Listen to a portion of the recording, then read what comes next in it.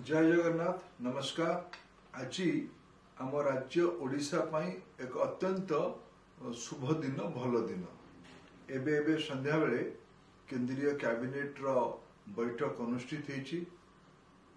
तार उपरांते देशर रेल विभाग मंत्री तथा सूचना प्रसारण विभाग मंत्री देश सामने आज कैबिनेट रो किछि निष्पत्ति को सामना को आनी। ओडिशा गौरवर दिन कहूँ आज ओडिशार बहु आकांक्षित 6टी रेलवाई प्रकल्प को कैबिनेट मंजूरी देछि।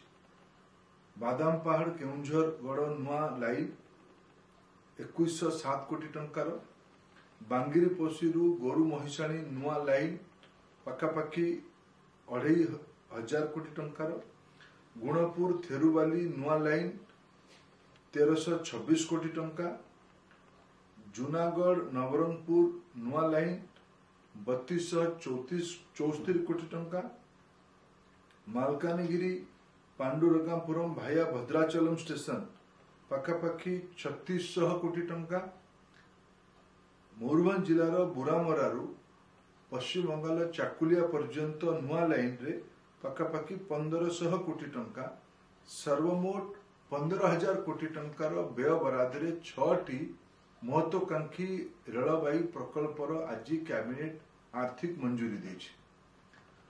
आज आउ गोटे कथा है आज बजेट सत्र शेष दिन।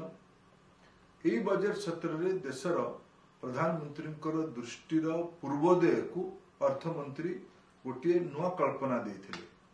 बिहार, झारखंड, ओडिशा, पश्चिम बंगाल, छत्तीसगढ़, आंध्र प्रदेश ये अंचल को लेकिन पूर्वोदय कल्पना कथा प्रधानमंत्री किछि वर्ष है कही। विकसित भारत पाई ये अंचल विकास आवश्यकता ताकू सामना रखिकी पखापाखि 17,500 कोटी टंकार विभिन्न प्रकल्प ता भीतर ओडिशा रे 15,000 कोटी टंकार प्रकल्प आज सैंक्शन होईची।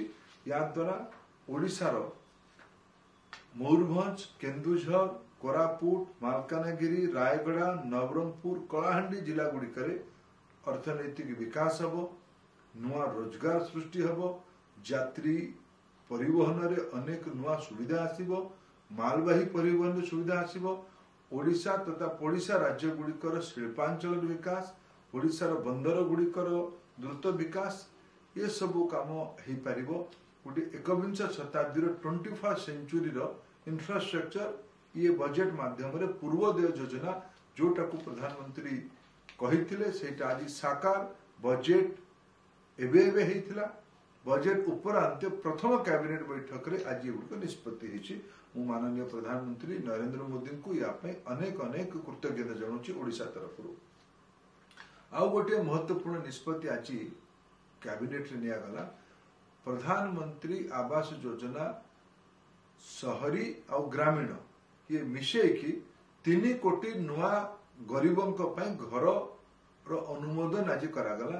पखापाखि 5,36,000 कोटी टंका व्यय देश रे 3 कोटी नुआ प्रधानमंत्री आवास योजना रे सहरांचल और ग्रामांचल घर हम।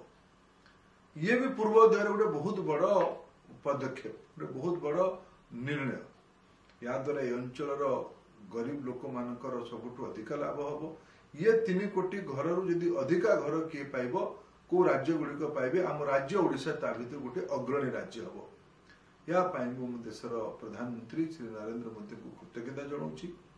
देशर अर्थमंत्री श्रीमती निर्मला सीतारमण को धन्यवाद दूची तथा ये ओडिशार महत्वाकांक्षी रेलवाई प्रकल्प गुड़ी सफल क्रियान्वयन करने निष्पत्ति नहीं रेलमंत्री श्री अश्विनी वैष्णव को भी ओडिशा तरफ धन्यवाद दूची।